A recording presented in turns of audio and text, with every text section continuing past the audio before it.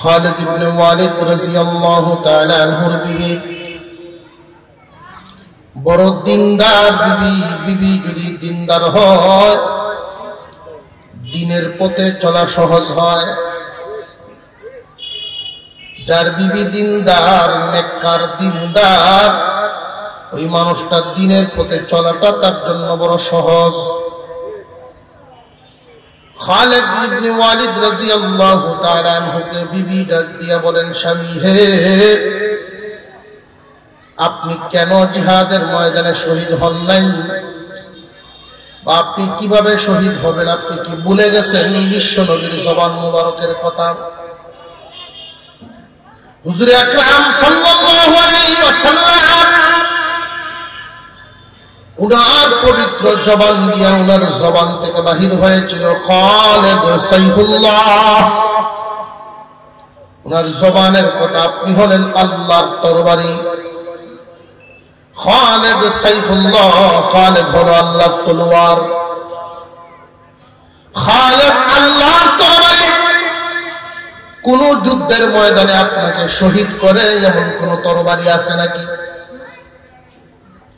আল্লাহর তরবারি ভেঙে দেয় দুনিয়াতে এমন কোন তরবারি আছে নাকি? খালিদ ইবনে ওয়ালিদ রাদিয়াল্লাহু তাআলা আনহু শুয়ার থেকে উঠে বসে গেলেন। কথা তো ঠিকই বলছো, বিশ্ব নবী বলছেন আমি খালিদ সাইফুল্লাহ, আল্লাহর তরবারি। এই তরবারিকে ভাঙে এমন ক্ষমতা কার আছে? খালিদ ইবনে ওয়ালিদ যদি শহীদ হন, কাফের মুশরিক বেঈমানেরা বিভিন্ন ভাবে বলা বলি শুরু করবে, আল্লাহর তরবারি ভেঙে গেছে, আল্লাহর তরবারি ভেঙে গেছে বলতে থাকবে। আল্লাহ পাক রব্বুল আলামিন এই জন্য আপনাকে শহীদ করবেন না, মহান আল্লাহ আপনাকে গাজী বানায়া দুনিয়াতে রাখছে। আল্লাহ হেফাজতের জিম্মাদারি নিছেন। এই কোরআনের ক্ষতি করবে দুনিয়াতে কেউ চেষ্টা করতে পারে। কোরআন নাজিলের শুরু থেকে নিয়ে এই পর্যন্ত কোরআন বিরোধী একটা দল আছে। কোরআনের পক্ষের এক দল, কোরআন বিরোধী এক দল। আল্লাহ পাক রব্বুল আলামিন কুরআনুল কারীম নাজিল করেছেন, হেফাজতের জিম্মাদারি নিয়েছেন। দুনিয়ার জমিনে যখন কোন মানুষ কোরআন হেফাজতের জিম্মাদারি নিয়ে নেয়, আল্লাহ পাক রব্বুল আলামিন বলেন, ও ফেরেশতারা, আমার ওই বান্দা বান্দিরা দেখি আমার কোরআনের হেফাজতের জিম্মাদারি নিয়ে নিল। যেই কাজটা আমি করার কথা, যেই কাজটা আমি করতাম, ওই কাজ আমার একদল বান্দায় করে, আমার কালামের হেফাজত করে। আমি আল্লাহ এদের মর্যাদা বাড়ায়া দিলাম। মর্যাদা বাড়াইলেন, কি পরিমাণ বাড়াইলেন? আল্লাহর রাসূল বলেন, খায়রুকুম মান তাআল্লামাল কুরআনা ওয়া আল্লামাহু, তোমাদের মধ্যে সর্বোত্তম, সর্বসম্মানী, সর্বোত্তম তারা কোরআন পড়ে এবং পড়ায় যারা।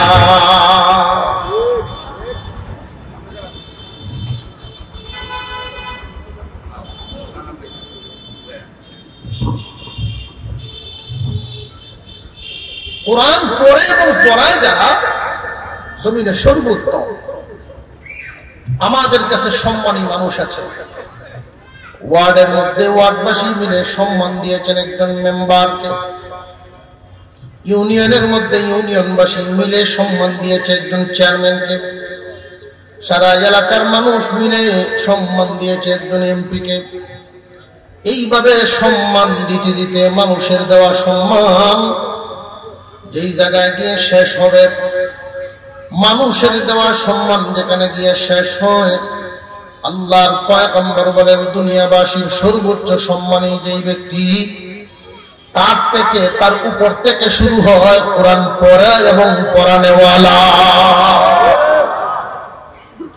হাফেজে কোরআনদের ফাউন্ডেশন, এটা হাফেজে কোরআনদের সংগঠন। রহমতের বাজারে ঢুকে গেছে। কুরআনুল কারীম চলতে ফিরতে কোরআন, ওরা চলতে ফিরতে কোরআন। ভারতবর্ষ তখন খ্রিস্টানদের আমল। ওদের একটা সংগঠন ছিল, যেই সংগঠনের পক্ষ থেকে, খ্রিস্টানদের একটা সংগঠনের পক্ষ থেকে বেতন দিয়া কিছু যুবক বিভিন্ন এলাকায় ছেড়ে দিল। তাদের কাজ ছিল একটাই, কুরআনুল কারীমের কপি বাজার থেকে, লাইব্রেরি থেকে কিনবে, গোপনে নিয়ে জ্বালায় দিবে। বেতন দিয়া এই একদল মানুষকে মাঠে নামায় দিল। তাদের চিন্তা ভাবনা হলো, এইভাবে যদি বছর দুয়েক কাজগুলো করতে পারে, সারা দেশের, ভারতবর্ষের লাইব্রেরিগুলো কোরআন কপি শূন্য হয়ে যাবে, কোরআনের কপি আর থাকবে না। নিজেদের মতো করে নিজেদের ছাপাখানার থেকে কোরআন ছাপায়া বাজারজাত করবে তারা।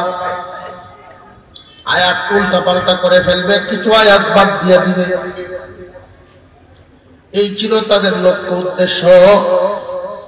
তো একটা বাজারে, আপনাদের এরকম চিনাখান্দির মতো একটা বাজার, এই বাজারের লাইব্রেরি থেকে একজন যুবক, 20 থেকে 25 বছরের মাঝামাঝি হবে তার বয়সটা। এই যুবক প্রতিদিন কুরআনুল কারীমের কপি 20-25 পিস কোরআন কিনে নিয়ে যায়। মধ্যবয়সী একজন মানুষ দৃশ্যটা দেখে 1 মাসের মতো এরকম দেখলো। মুরব্বী মানুষটা মধ্যবয়সী লোকটা জিজ্ঞাসা করে, যুবক রে, প্রতিদিন কোরআনের কপি দিয়ে তুমি কি করো? আমি কি করি এগুলো আপনার কাছে কেন বলবো? তুমি নির্ভয়ে বলতে পারো, কারণ তুমি খ্রিস্টান, আমিও খ্রিস্টান। যদি জানতে চান তাহলে আমার কাছে আসেন, আমার সাথে চলেন, তাহলে আসল বিষয়টা বোঝায় দেই। এই লোকটা যুবকের সাথে চলতে লাগলেন। যাইতে যাইতে তার ওই বাসা পর্যন্ত চলে গেলেন, যেখানে সে একটা বাসা ভাড়া নিয়েছে। মানুষের চলাচল খুব কম, মানুষ বেশি আসা যাওয়া করে না সেখানে। পুরো একটা ঘর ভাড়া নিল, ঘরের একটা কোনায় এই কাজগুলো করে ছাইয়ের একটা টাল হয়ে গেছে। মধ্যবয়সী লোকটা যখন কথাটা শুনলেন, তিনি ডাক দিয়ে বলেন, যুবক, মনের আশা মনেই থাকবে, পূরণ হবে না। কারণ কি? সারা দেশের ভিতরে আমাদের মতো এরকম কিছু যুবক ছেড়ে দেওয়া হয়েছে সংগঠনের পক্ষ থেকে। মধ্যবয়সী লোকটা জানায় দিলেন, কখনো কোরআন পরিবর্তন করা সম্ভব হবে না। কারণটা কি? কারণটা বুঝতে চাও? বলে হ্যাঁ, বুঝতে চাই। আসো আমার সাথে। মধ্যবয়সী মানুষটা যুবকটার সাথে নিয়ে একটা গ্রামের ভিতরে ঢুকে গেলেন, যেখানে একটা হিফজখানা আছে। দূর থেকে দেখাইলেন, ওই যে দেখা যায় মাথা জাকি দিয়া দিয়া, হেলিয়া দুলিয়া, এইভাবে আঁক পিছুয়া হালিয়া দুলিয়া, মাথা চাকায়া জাকায়া, মাথা ঝুঁকি দিয়ে দিয়ে যে পড়তেছে 8-10 বছরের বাচ্চারা। ওরা কি করে জানি যে না জানি না। আল্লাহ 30 পারা কোরআন এদের দিলের ভিতরে মুখস্থ করে বসায় দেয়। বলো রে যুবক, কাগজের কপি পুরানো সম্ভব, কাগজের কোরআন পুরাইতে পারবা, কিন্তু এই জিন্দা কোরআন কেমনে পুরাইবা? জিন্দা কোরআন তো পুরাইতে পারবা না। আল্লাহর কালাম তো আল্লাহ এভাবেই হেফাজত করেন। যুবক আশ্চর্য হয়ে গেল, কোরআনুল কারীম পুরাটা কি ওরা মুখস্থ করে ফেলে নাকি? বলে অসম্ভব, একটা চটি বই মুখস্থ করে রাখা যায় না। চটি বই একটা মুখস্থ করে রাখা যায় না। পুরা 30 পারা কোরআন ওরা কেমনে মুখস্থ করে বুঝে আসে না। যুবককে এই মধ্যবয়সী লোকটা নিয়ে গেল মাদ্রাসার ভিতরে। আসো, এতদিন পর্যন্ত তো কোরআন জ্বালাইছো, এখন শুনিয়ে যাও। এই যুবক সামনের দিকে আগে গেল মাদ্রাসার ভিতরে। আবির হুজুরকে বলা হলো যে একটা ছেলে দেন, আল্লাহর কালামের তিলাওয়াত শুনতে আসছে। এই যুবক আল্লাহর কালাম তিলাওয়াত শোনানোর জন্য 8-10 বছরের একটা ছেলেকে আনা হলো। সুন্দর কণ্ঠে আল্লাহর কালাম তিলাওয়াত শুরু হয়ে গেল। আল্লাহর কালাম তিলাওয়াতের আসর আছে না নাই? আল্লাহর কালাম তিলাওয়াতের আসর শুরু হয়ে গেল তার উপরে। কিছুক্ষণ তিলাওয়াত করার পরে যুবকের চোখ দিয়ে গড়গড় করে পানি পড়া শুরু হয়ে গেছে। কিছুক্ষণ পরেই যুবক চিৎকার দিয়ে উঠে দাঁড়ায় বলে, আমি আর সহ্য করতে পারছি না, আমারে কালিমা পড়ায়া মুসলমান বানায়া দেন। শুধু মুসলমান হওয়ার তা নয়, আল্লাহর কালামের অনেক ক্ষতি করেছি, কোরআনের কপি পড়ায় দিছি, কাগজের কোরআন পড়াইছি, এখন জিন্দা কোরআনের গোলাম হয়ে থাকতে চাই। এই তালিবে ইলমদের খেদমতে আমার লাগায় দেন। মুসলমান হয়ে মাদ্রাসার তালিবে ইলমদের কাপড় চোপড় ধুয়ে দিবে, এদের খানা পিনা পয় পরিষ্কারের ব্যবস্থা নিবে। এই যুবকটা মুসলমান হয়ে ওই মাদ্রাসা চাকরিজীবী মাদ্রাসার একজন কর্মচারী হইয়া থাইকা যায়। আল্লাহর কালামের সামনে, আল্লাহর কালামের সামনে যারা আসবে তাদের অবস্থা হবে দুইটা, হয়তো বরবাদ হয়ে যাবে, আর না হয় একদম বড় হয়ে যাবে, সম্মানী হয়ে যাবে। ওমর ফারুক রাদিয়াল্লাহু তাআলা আনহু কালামে পাক এই দুনিয়ার জমিন থেকে চিরতরে মুছবেন বলে আসতেছিলেন, চিরতরে আল্লাহর কালাম মুছে দেবেন বলে আসতেছিলেন।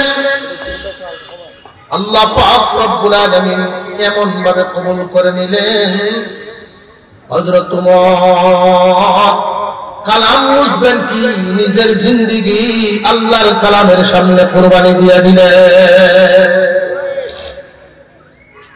আল্লাহর কালাম তো এমনই একটা গ্রন্থ, আল্লাহর কালাম তৌরাত তিলাওয়াত করেন, মুসা নবী তৌরাত তিলাওয়াত করেন। তিলাওয়াত করতে করতে এক জায়গায় লিখা পাইলেন, এমন এক জাতি দুনিয়াতে আগমন করবে যেই জাতির জন্য পুরা জমিনটাকে মসজিদ বানায় দেওয়া হবে। মসজিদ, পুরা জমিনটাকে মসজিদ বানায় দেওয়া হবে, এমন এক জাতি দুনিয়াতে আসবে। মুসা আলাইহিস সালাম তো চায়া বসলেন, আল্লাহ আমার উম্মতকে এই নিয়ামত দিয়ে দাও। আল্লাহ বলেন, মঞ্জুর হয়ে গেছে আমার হাবিবের উম্মতের জন্য, আমার হাবিবের উম্মতের জন্য মঞ্জুর হয়ে গেছে। আবার তিলাওয়াত করতেছে, আবার লিখা পাইলেন এমন এক জাতি দুনিয়াতে আসবে যাদেরকে পানির বিকল্প তায়াম্মুমের সুযোগ দেওয়া হবে। মুসা আলাইহিস সালাম তার উম্মতের জন্য এটাও চাইলেন যে না, এটাও মঞ্জুর হয়ে গেছে। আখিরি জামানার পয়গম্বরের উম্মতের জন্য এক পর্যায়ে মুসা আলাইহিস সালাম বলেন, আল্লাহ একটা নিয়ামত তো আমি এমন পাইছি যেই নিয়ামত আর কেউ পাবে না। আমি তোমার সাথে কথা বলার সুযোগ পাইছি, এই কথা বলার সুযোগ তো আর কেউ পাবে না। আল্লাহ পাক রব্বুল আলামিন বলেন, মুসা তুমি আমার সাথে কথা বলো 4 শর্তের ভিত্তিতে। কয় শর্ত? 4 শর্তের ভিত্তিতে তুমি আমার সাথে কথা বলো। এমন এক জাতি দুনিয়াতে আসবে, তারা আমার সাথে বিনা শর্তে কথা বলবে। মুসা আলাইহিস সালাম আল্লাহর সাথে কথা বলতেন 4 শর্তের ভিত্তিতে। 1 নাম্বার, ওযু থাকতেই হবে, ওযু ছাড়া চলবে না। 2 নাম্বার, জুতা খুলে আসতে হবে, ফাখলা নালাই ইন্নাকা বিল ওয়াদিল মুকদ্দাস তুয়া। জুতা খুলে আসতে হবে, জুতা পায়ে রেখে চলবে না।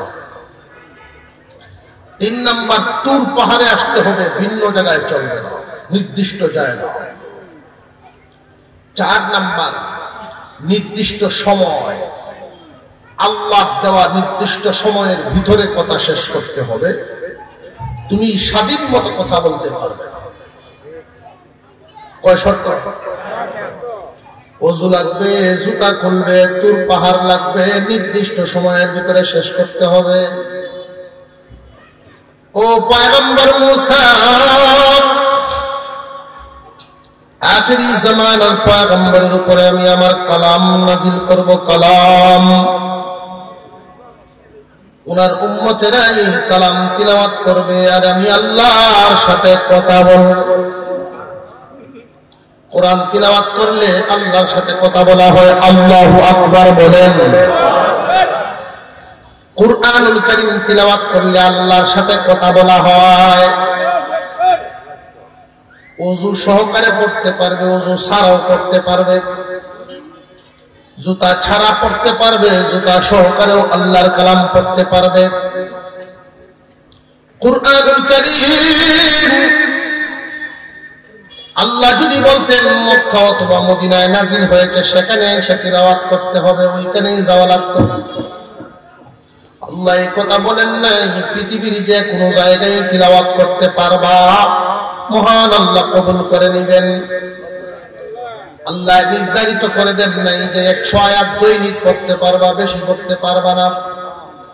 বরং আল্লাহর কালাম যে যত বেশি তিলাওয়াত করবেন তার মর্যাদা তত বাড়ায়া দেওয়া হয়। কুরআনুল কারীমের হাফেজগণের ফাউন্ডেশন এটা, সংগঠন। কোরআনে কারীম হাফেজ হয়েছে বিশম্বরপুর এলাকা। আপনাদের এলাকার হাফেজে কোরআন যারা, কিয়ামতের কঠিন ময়দানের অবস্থাটা হবে আল্লাহু আকবার। আল্লাহ হাশরের মাঠে তিনি ডাক দিবেন, ও আমার লৌহে মাহফুজ, তোমার কাছে আমার কালাম ছিল, আমার কালাম কই? আমার কালাম তোমার হেফাজতে ছিল, কালাম কই? লৌহে মাহফুজ বলবে, আল্লাহ জিবরাইল আমিন আমার কাছ থেকে নিয়ে গেছে। জিবরাইল আমিন নিয়ে গেছে আমার কাছ থেকে। জিবরাইল আলাইহিস সালামকে আল্লাহ জিজ্ঞাসা করবেন, আমার কালাম কই? জিবরাইল আলাইহিস সালাম বলবেন, আপনার হাবিবের কাছে আমি দিয়ে আসছি। হুজুর আকরাম সাল্লাল্লাহু আলাইহি ওয়াসাল্লামকে আল্লাহ জিজ্ঞাসা করবেন, দোস্ত আপনার কাছে জিবরাইল আমিন আমার কালাম দিয়ে গেছে, হেফাজত কি করছেন? এই কালামের হেফাজত কি করছেন আপনি বলেন। আপনার আমার পয়গম্বর ওই দিন বলতে থাকবে, আল্লাহ আপনার কালামের হেফাজতের জন্য আমি তায়েফের ময়দানে রক্ত ঝরাইছি, আপনার কালামের হেফাজতের জন্য উহুদের ময়দানে দান দান শহীদ করে দিছি, আপনার কালামের হেফাজতের জন্য আমার কষ্টে গড়া সাহাবীরা শহীদ হয়ে দুনিয়া ছেড়ে দিয়েছে। আপনার কালামের হেফাজতের জন্য আমি যতদিন দুনিয়ায় ছিলাম আপনার কালামের অবমূল্যায়ন হইতে দেই নাই, হেফাজত করে আসছি। এখন আমার কালাম কই? আপনার কালাম আমার উম্মতের জিম্মাদারিতে দিয়ে আসছি। আপনার উম্মত কি আমার কালামের হেফাজত করতে পারছে? তারা আমার কালামের হেফাজত কি তারা করতে পারছে? আপনার আমার হাবিব ওই দিন বলবেন, আপনার কালামকে জিজ্ঞাসা করে। হাশরের মাঠে আল্লাহ পাক রব্বুল আলামিন আল্লাহর কালামকে ডাক দিবেন। আল্লাহর কালাম হাফেজে কোরআনদের সিনার ভিতর থেকে আল্লাহর সামনে দাঁড়াইবে। হাফেজে কোরআনদের সিনাটা চলতে ফিরতে দেখতে দেখা যায় আপনার ভাই যাইতেছে, দেখা যায় আপনার ভাতিজা যাইতেছে, চলমান আল্লাহর একটা কালাম কোরআনুল কারীম যাইতেছে। হাফেজ কোরআন, কুরআনুল কারীমের হাফেজ, এদের মর্যাদা হবে কিয়ামতের কঠিন ময়দানে। আল্লাহ বলতে থাকবেন যে পড়তে থাকো আর চড়তে থাকো, পড়তে থাকো আর চড়তে থাকো। এক এক আয়াত পড়বে আর এক একটা সিঁড়ি অতিক্রম করবে। এক একটা সিঁড়ির উচ্চতা, এক একটা তলার উচ্চতা হবে জমিন থেকে আসমান পর্যন্ত। ৬৬৬৬ তলা উপরে হাফেজে কোরআনদের অবস্থান হবে। আপনার যদি শুধু আলহামদু সূরা জানা আছে, আলহামদু সূরা সহিহ শুদ্ধভাবে যদি জানা থাকে, ৭ আয়াত ৭ তলা পর্যন্ত উঠতে পারবে। ১০ আয়াত পড়লেন ১০ তলা পর্যন্ত উঠতে পারবেন। হাফেজ কোরআন ৬৬৬৬ তলা উপরে পড়বে। কিয়ামতের কঠিন ময়দানে আল্লাহ পাক রব্বুল আলামিন আপনার আমার হাবিবের সাথে কথা বলছেন যে আপনার উম্মত কি আমার কালামের হেফাজত করতে পারছে? আপনার আমার হাবিব বলবেন আমার কালামকে, আমার উম্মতকে জিজ্ঞাসা না করে আপনার কালামকে জিজ্ঞাসা করে। আল্লাহ পাক এই কালামকে ডাক দিবেন, হাফেজ কোরআনদের সিনার ভিতর থেকে বের হয়ে আল্লাহর সামনে হাজির হবে।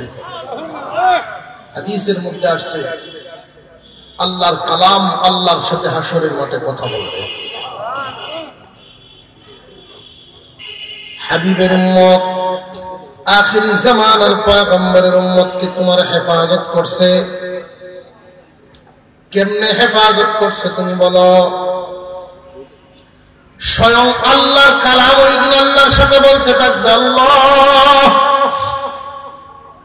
একদল মানুষ তো আমাকে হেফাজত করছে মুখস্থ করিয়া, আমার একটা হরফ যেন কেউ মুছে দিতে না পারে, এই জন্য পুরা ৩০ পারা কোরআন সে মুখস্থ করে ফেলছে।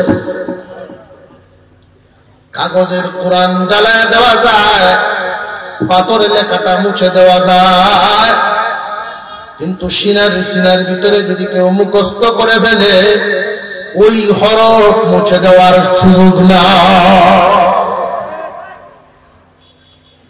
আল্লাহর সামনে আল্লাহর কালাম বলতে থাকবে, আল্লাহ একদল মা বাবা তার সন্তানকে দিয়ে দিয়েছেন কোরআন মুখস্থ করার জন্য, হাফেজ হওয়ার জন্য, কোরআনের হাফেজ বানাইবার জন্য। 7 বছরের শিশুটা, যে শিশু মা এবং বাবার মাঝখানে ঘুমানোর কথা, মা বাবার মাঝখানে ঘুমানোর কথা, এমন একটা শিশুকে মাদ্রাসায় ভর্তি করে দিয়েছে, মাদ্রাসার ফ্লোরে ঘুমায়। প্রচন্ড শীতের মধ্যে মা বাবা যখন লেফট শোক নিয়ে আরামে ঘুমায়, তখন এই ছেলেটা মাদ্রাসার ফ্লোরে আছে। শীতের সকালে মা বাবা আরাম করেন, কিন্তু এই ছোট 7 বছরের বাচ্চাটা ফজরের সময় ঘুম থেকে উঠে ঠান্ডা পানি দিয়ে ওযু করিয়া কাঁপতে থাকে আর পড়তে পড়তে। ছোট ছোট বাচ্চাগুলোর অবস্থা যখন মা বাবার স্মরণ হয়, রান্না করে বসে বসে মার চোখের পানি টপ টপ করে পড়তে থাকে। বাবার যখন বেশি স্মরণ হয়ে যায়, তখন উনি আস্তে আস্তে করে মাদ্রাসা পর্যন্ত চলে আসেন কলিজার টুকরা এই সন্তানকে দেখার জন্য। এত আদরের সন্তান, আদরের সন্তানকে দিয়ে মাদ্রাসায় ভর্তি করেছেন। আদরের সময়, যতনের সময় আল্লাহর কালাম হেফাজতের জন্য মাদ্রাসায় দিয়ে দিয়েছে। যখন দেখে নিজের কলিজার টুকরা সন্তান ঠান্ডায় কাঁপে আর আল্লাহর কালাম পড়ে, মন রে তখন সান্ত্বনা দেয়, মন রে কাঁদিস না রে মন, দুনিয়া কামানোর জন্য ছেলে এখানে দেই নাই, আল্লাহর কালাম হেফাজতের জন্য দিছি। একদল মানুষ তার বুকের ধন সন্তান দিয়ে আল্লাহর কালাম হেফাজত করে, যেই মাত্র আল্লাহর কালাম হাসরের মাঠে এই কথা বলবে, একদল মা বাবা তাদের সন্তানকে দিয়ে কোরআন মুখস্থ করায় হেফাজত করাইছে।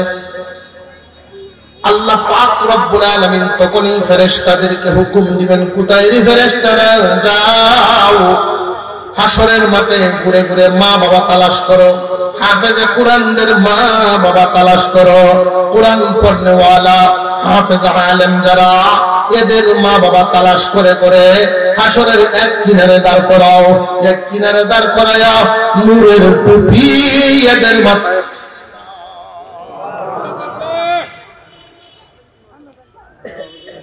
এদের মাথায় নূরের টুপি পরায়া দাও।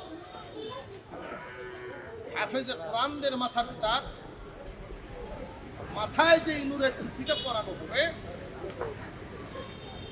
হাফেজে কোরআনদের মাথা পিতায় নূরের যে টুপিটা পরানো হবে, ওই নূরের টুপিটা এত সুন্দর হবে চন্দ্র সূর্যের চেয়ে আলোকিত। হাসরবাসীরা তাকায় দেখবে একজন কোরআনের হাফেজের মা এবং বাবাকে সম্মান দেওয়া হয়েছে, নূরের টুপি পরায় দেওয়া হয়েছে। আল্লাহু আকবার। আল্লাহ। এই দুনিয়ার জমিনে যারা হাফেজে কোরআন করার জন্য ছেলেদেরকে মাদ্রাসায় দিচ্ছেন, মেয়েদেরকে দ্বীনি শিক্ষার জন্য দিচ্ছেন, তারা ঠকেন নাই, ঠকেন নাই। এই ক্ষণস্থায়ী জিন্দেগি দেখতে দেখতে পার হয়ে যাবে, চিরস্থায়ী জিন্দেগি যখন শুরু হবে ওই দিন বুঝে আসবে একটা ছেলেকে কোরআনের হাফেজ বানানোতে আপনার কতটুকু ফায়দা হলো, ছোট একটা ভাইকে কোরআনের হাফেজ বানানোতে কি ফায়দা হলো, নিজের একটা নাতিকে কোরআনের হাফেজ বানানোতে কি ফায়দা হবে, ওই দিন বুঝে আসবে। এক একটা হরফ একবার তিলাওয়াত করলে 10টা নেকি, একটা পৃষ্ঠা বা একটা আয়াত মুখস্থ করতে কতবার পড়া লাগে, মুখস্থ রাখতে কতবার পড়া লাগে, এক একটা হরফ একবার পড়লে যদি 10 নেকি হয়, হাফেজে কোরআনদের নেকির পরিমাণ কত দাঁড়াবে হিসাব দিলাম। দুনিয়ার জমিনে যার যত টাকা বেশি তার তত বিলাসিতা বেশি, আখেরাতে যার যত নেকি বেশি তারই হবে বিলাসিতা বেশি। হাফেজ কোরআনদের নেকির পরিমাণ বেশি হবে, কারণ তারা আল্লাহর কালাম বেশি বেশি তিলাওয়াত করে। আমি একটা কথা এই মুহূর্তে বলে দেব, হাফেজ কোরআন যারা আছেন, আলেম ওলামা যারা আছেন, আমার জন্য দোয়া করবেন, আমিও যেন পারি, আপনারাও করবেন, মাসে অন্তত 2 খতম কোরআন তিলাওয়াত করা। দুনিয়ার ব্যস্ততার কারণে অনেক সময় কোরআন তিলাওয়াতের সাথে সম্পৃক্ততা একটু দূরত্ব তৈরি হয়। কোরআন তিলাওয়াত যে যত বেশি করবে তার দিল তত সাফ থাকবে, গুনাহ থেকে মুক্ত থাকবে। আল্লাহর কালাম যদি ধরে রাখতে পারেন, দুনিয়ায় অভাব নাই, আখিরাতে চিন্তা। আল্লাহর কালামকে সাথী বানায় নেন, আল্লাহর কালামকে যদি সাথী বানায় নিতে পারেন, আপনি সফল, আপনি কামিয়াব। আল্লাহর কালাম আপনাকে ছেড়ে যাবে না। কিয়ামতের কঠিন ময়দানে মা বাবার মাথায় যখন নূরের টুপি পরায় দেওয়া হবে, আল্লাহ পাক রব্বুল আলামিন এরপরে ঘোষণা দিবেন যে হাফেজে কোরআনদেরকে মর্যাদা দেওয়া হোক, মর্যাদা। আমার কালামের হেফাজত আমি আল্লাহ জিম্মাদারি নিয়েছিলাম, কিন্তু কাজ করেছে তারা। আমার কালামের হেফাজত যদি একজন মানুষেও জিম্মাদারি পালন না করত, আমার কালাম আমি হেফাজত করতাম। কিন্তু এই মানুষগুলো কোরআন মুখস্থ করার কারণে এদের মর্যাদা আজকে বানায় দেওয়া হোক। আল্লাহর পক্ষ থেকে ঘোষণা করা হবে, কি মর্যাদা দেওয়া হবে? হুজুর আকরাম সাল্লাল্লাহু আলাইহি ওয়াসাল্লাম বর্ণনা করে দিয়েছেন, قال النبي صلى الله عليه وسلم من قرأ القرآن فاستظهره فأحل حلاله وحرم حرامه أدخله الله الجنة وشفعه في 10 من أهل بيته كلهم قد وجبت لهم النار। আল্লাহ নবী বলেন, কিয়ামতের দিন এক একজন হাফেজে কোরআন যেই মর্যাদা পাবে আল্লাহর পক্ষ থেকে, তার পরিবার পরিজনের মধ্য থেকে 10 জন মানুষ এমন যাদের ব্যাপারে জাহান্নাম ঘোষণা হয়ে গেছে, জাহান্নামের রায় হয়ে গেছে, 1 কোটি বছর, 2 কোটি, 5 কোটি বছর জাহান্নামে জ্বলবে। এই রকম আসামি যারা হবে, এই আসামিদের পক্ষে হাফেজে কোরআন সুপারিশ করবে, আল্লাহ আমার চাচারে তোমার জাহান্নামী ফেরেশতারায় নিয়ে যায়, তারে মাফ করে দাও। সুবহানাল্লাহ। আমার বড় ভাইরে তোমার জাহান্নামের ফেরেশতারায় নিয়ে যায়, তারে মাফ করে দাও। তার পরিবারের 10 জন লোকের পক্ষে হাফেজে কোরআন সুপারিশ করবে, সুপারিশ মঞ্জুর হবে। 10 জনের পক্ষে হাফেজে কোরআন সুপারিশ করতে পারবে এইরকম 10 জন মানুষ যাদের বিরুদ্ধে রায় হয়ে গেছে, সাজার ঘোষণা হয়ে গেছে, এরকম সাজাপ্রাপ্ত জাহান্নামীর পক্ষে সুপারিশ করবে হাফেজে কোরআন। হাফেজে কোরআনের সুপারিশ 10 জনকে আল্লাহ মুক্তি দিয়ে দিবেন, জান্নাত দিয়ে দিবেন। মুসলমান আলেমদের জন্য কোন সংখ্যা উল্লেখ করা হয় না। এক একজন আলেম কতজনের পক্ষে সুপারিশ করবে কোন সংখ্যা উল্লেখ করা হয় না।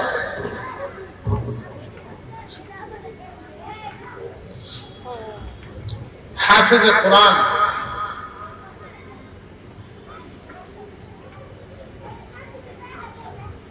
সুপারিশ করতে থাকবে, আলেম উলামাদেরকে আলেম উলামাগণ সুপারিশ করতে থাকবে। নবীজি বলেন ইয়াশফাউ ইয়াউমাল কিয়ামাতি সালাসা, আল আম্বিয়া সুম্মা আল উলামা সুম্মা শুহাদা। 3 দল মানুষ সুপারিশ করবে হাসরের মাঠে, নবীগণ, আলেমগণ, শহীদগণ। আলেমগণ কি পরিমাণ সুপারিশ করবেন এটা কোনো সংখ্যা উল্লেখ করা হয় নাই। হাফেজে কোরআন 10 জন আর আলেমগণদের কতজন এটা সংখ্যা উল্লেখ করা হয় নাই, কারণ এক একজন আলেমের তবকা শান মান এক এক রকম হয়। সর্বনিম্ন 40, সর্বোচ্চ কোনো সীমা নাই। একটা ছাগলের গায়ে যেই পরিমাণ পশম হয় এই পরিমাণও হতে পারে।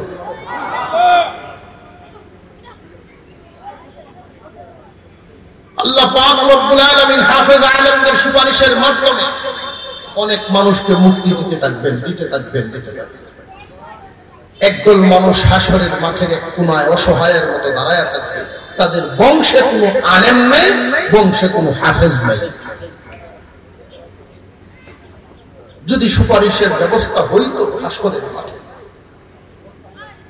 তখন স্বয়ং কুরআন এদের পক্ষে সুপারিশ শুরু করবে। কেন? আল্লাহর কালাম এদের পক্ষে সুপারিশ করবে এই কারণে,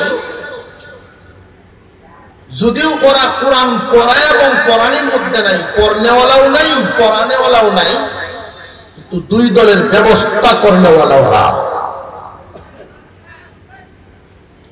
বাবার রেখে দেওয়া জমিন নিজে বাড়ি বানায় নাই, বাগান বানায় নাই, মাদ্রাসার ঘর বানানোর জন্য দিয়ে গেছে, কোরআন হেফাজতের প্রতিষ্ঠান হওয়ার জন্য দিয়ে গেছে। ছাত্র লজিং রেখে খানা খাওয়ায় হাফেজ বানাইছে, রক্তের কোন সম্পর্ক নাই, আত্মীয়র কোন সম্পর্ক নাই, কোরআনের সম্পর্কের কারণে। নিজের পরিশ্রমের পয়সা কামাই, পরিশ্রমের কামাই, ঘাম জড়ানোর পয়সাটা দিয়া তালেবে ইলম আল্লাহর কালাম মুখস্থ করবে, ঠান্ডায় যেন কষ্ট না করে কার্পেট কিনে নিজে নিয়ে বিছায় দিয়েছে। আল্লাহর কালামের মহব্বত ভিতরে থাকার কারণে আল্লাহর কোরআন ওই দিন মানুষের জন্য সুপারিশ করতে থাকবে। এই জন্য বলি সারা জীবন আল্লাহর কালামের সুপারিশ যেন আল্লাহ আমাদের নসিব করে, এই জন্য সারা জীবন আল্লাহর কালামের সাথে, কালামওয়ালাদের সাথে সম্পর্ক রাখবে। দুনিয়ার জমিনে যারা হাফেজ আলেম, মাদ্রাসাওয়ালা, আলেম ওলামাদের সাথে সুসম্পর্ক রাখে, মহব্বত রাখে, আল্লাহ একটা পুরস্কার দিবেন। একটা পুরস্কার শুধু বলে দিন, দুনিয়াতে যেই পুরস্কারটা দিবেন, দুনিয়া থেকে বিদায় হওয়ার সময় ঈমানের সাথে মওত হবে, ঈমানের সাথে মৃত্যু হবে। তাফসীরের কিতাবের মধ্যে একটা ঘটনা উদাহরণ হিসেবে এনেছেন মিশরের রাজা, মিশরের রানী। মুসা আলাইহিস সালাম শিশু ছিলেন, তাকে দেখে আসিয়া বলছিল আমার বড় ভালো লাগতেছে। আল্লাহ বলেন আমার পয়গম্বর দেখে তোমার ভালো লাগে, ঈমান নামক হাদিয়া দিলাম। ফেরাউন বলছিল আমার ভালো লাগে না, সেই ঈমান থেকে বঞ্চিত হয়ে গেল, লানত হয়ে গেল, চির জাহান্নামে হয়ে গেল। আলেম ওলামাদেরকে দেখলে যাদের ভালো লাগে, আলেমদের সাথে মিশে থাকতে ভালো লাগে, দুনিয়ার ক্ষতি হইতে পারে, ও আলেম ওলামাদেরকে যারা পছন্দ করবে আল্লাহ যে পুরস্কারটা দিবেন, কখনো আলেমদের সমালোচনা করবেন না, আল্লাহর পক্ষ থেকে পুরস্কার পাবেন ঈমানের সাথে মওত। আর আলেমদের সাথে যারা বিরোধিতা করে, আলেম ওলামাদের সমালোচনা করে, আলেমদেরকে অপছন্দ করে, ওই মানুষগুলো ঈমানের মৃত্যুবরণ করতে পারে না। আমি একটা সূত্র দেখেছি, যারা আলেম ওলামাদের বিরোধিতা করে তাদের গুরালি খুব একটা ভালো হয় না। আল্লাহ যেন আমাদেরকে সহি বুঝার তৌফিক দেন, বলুন আমিন।